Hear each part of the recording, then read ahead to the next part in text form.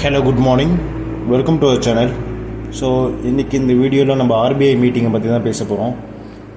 Last trading டேஸில் பார்த்திங்கன்னா நமக்கு பேங்க் நிஃப்டி நல்லாவே பர்ஃபார்மன்ஸ் பண்ணியிருக்கு.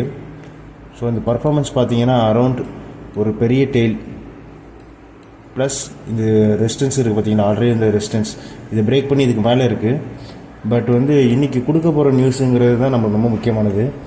ஏன்னா இன்றைக்கி கொடுக்க போகிற ஆர்பிஐயோட மீட்டிங்கில் என்ன சொல்கிறாங்களோ அதுக்கேற்ற மாதிரி நிஃப்டி அண்ட் பேங்க் நிஃப்டி ரெண்டுமே நல்லா ரிலேட்டிவ் ஆகிற மாதிரி தான் இருக்கும். ஸோ இங்கே நம்மளுக்கு நிஃப்டியும் பார்த்திங்கன்னா நல்ல ஒரு பிரேக் அவுட் செஷனு. நெக்ஸ்ட்டு என்னென்னா அவங்களுக்கு ஒரு மிட் ரேஞ்சில் இருக்குது.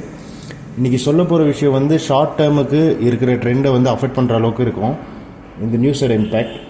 இன்றைக்கி ரெண்டு விஷயம் நடக்கலாம். மூணாவதாக இன்னொரு விஷயம் இருக்குது, அது என்னென்னு சொல்கிறேன். So first of all interest ரேட்டை கட் பண்ணுறாங்க அப்படிங்கும்போது பேங்கிங் இருக்குது பார்த்திங்களா, லெண்டிங் கொடுக்குறாங்களா மணி. ஸோ மெயின்லி பேங்கிங் என்ன பண்ணுவோன்னா உங்களுக்கு காசை ரெண்டுக்கு விட்டு சம்பாதிப்பாங்க, அதாவது கடன் கொடுத்து சம்பாதிப்பாங்க பாரோ பண்ணி. ஸோ இதுதான் பேங்க் பண்ணுறது. இந்த இன்ட்ரெஸ்ட் ரேட்டில் அடிப்படும். இதனால் பேங்கிங்கோட க்ரோத்து கொஞ்சம் கம்மியாகும். ஸோ இது ஒரு விஷயம் நடக்கலாம். சப்போஸ் இந்த இன்ட்ரெஸ்ட் ரேட்டை கட் பண்ணலை அப்படின்னா நம்மளோட க்ரோவிங் எக்கனாமி இருக்குது பார்த்தீங்களா, கடன் வாங்கியிருக்க பிஸ்னஸாக இருக்கட்டும், எல்லாமே ஒரு சேச்சுரேஷன் பாயிண்ட் இருக்கும். ஸோ நிறைய கம்பெனிஸ் ப்ராஃபிட் பார்க்க முடியாமல் ரொம்ப கஷ்டத்தில் இருக்கும்.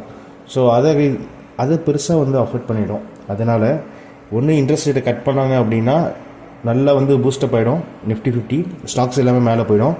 இன்ட்ரெஸ்ட் ரேட்டை கட் பண்ணல அப்படின்னா நமக்கு பெருசாக மூவ்மெண்ட் இருக்காது, மார்க்கெட்டுக்கு அது ஒரு நெகட்டிவ் நியூஸ். மூணாவது இன்னொரு விஷயம் இருக்குது, அது என்னென்னா சிஆர்ஆர் அப்படின்னு சொல்லுவாங்க. ஸோ லாஸ்ட்டாக 3 டேஸாக இந்த மீட்டிங் நடந்துக்கிட்டு இருக்குது. இன்றைக்கி தான் நமக்கு சொல்ல போகிறாங்க. ஸோ அவங்க கொடுத்த டீட்டெயில்ஸ் படி என்ன சொல்லியிருக்காங்கன்னா, எதுக்குமே நாங்கள் பெருசாக சேஞ்ச் பண்ண போகிறதில்ல, ஆர்பிஐயில் ரெப்போ ரேட்டை சேஞ்ச் பண்ண போகிறதில்ல, பட் சிஆர்ஆரில் ஃபோக்கஸ் பண்ண போகிறோம் அப்படின்னு சொல்லியிருக்காங்க. What is mean by CRR அப்படின்னு பார்த்தீங்கன்னா ஒன்றும் இல்லைங்க. இப்போ பேங்க் ஃபிக்ஸ்டு டெபாசிட் பீப்புள்ஸ்கிட்ட வாங்கிட்டு அந்த மணியை தான் லெண்டிங் விடும், அதாவது கடனுக்கு கொடுப்பாங்க திரும்பி ரொட்டேஷன் பண்ணுறதுக்கு. ஸோ இதில் அது 100% அமௌண்ட் வாங்குது பார்த்தீங்களா, ஃபிக்ஸ்டு டெபாசிட் அந்த மாதிரி எந்தெந்த விஷயம்லாம் வருதோ இது 100% அது நமக்கு கொடுக்க முடியாது. லெண்டிங் பீப்புளுக்கு கொடுக்கக்கூடாது. எதுக்காகனா சேஃப்டி இஷ்யூக்காக. அதனால சிஆர்ஆர் ரேஷியோன்னு ஒன்று இருக்கும், கேஷ் ரிசர்வ் ரேஷியோ அப்படின்னு நம்மளுக்கு ஒன்று இருக்கும்.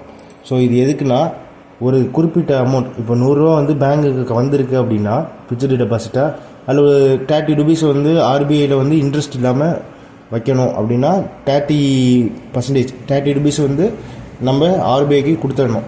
இதுதான் அதோட ஒரு ரேஷியோன்னு சொல்கிறது. இது பேங்க் டிஃபர் ஆகும், ப்ளஸ் இதுக்கு இன்ட்ரெஸ்ட்டும் கிடையாது.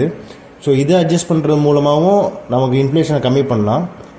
இது அட்ஜஸ்ட் பண்ணிவிட்டு இது மாதிரி இதில் கொடுக்குற ரேட்டில் கொஞ்சம் லைட்டாக பேங்க் கொஞ்சம் இழுத்து பிடிச்சாங்கன்னா லோன் வாங்குகிற பர்ச்சேஸ் பவர் கம்மியாகும். அதனால் என்னென்னா கேஷ் பெருசாக சர்க்குலேட் ஆகாது. இதனால் சர்வீஸ் அண்ட் குட்ஸோட ப்ராடக்ட் எல்லாம் கம்மியாகும், இன்ஃப்ளேஷன் கொஞ்சம் கூல் டவுன் ஆகும். ஸோ இந்த விஷயத்தை தான் இன்றைக்கி ஃபோக்கஸ் பண்ண போகிறாங்கன்னு நினைக்கிறேன். ஸோ இன்றைக்கி மார்க்கெட் ட்ரெண்டை எப்படி போக போகுதுங்கிறது ரொம்ப முக்கியமானது.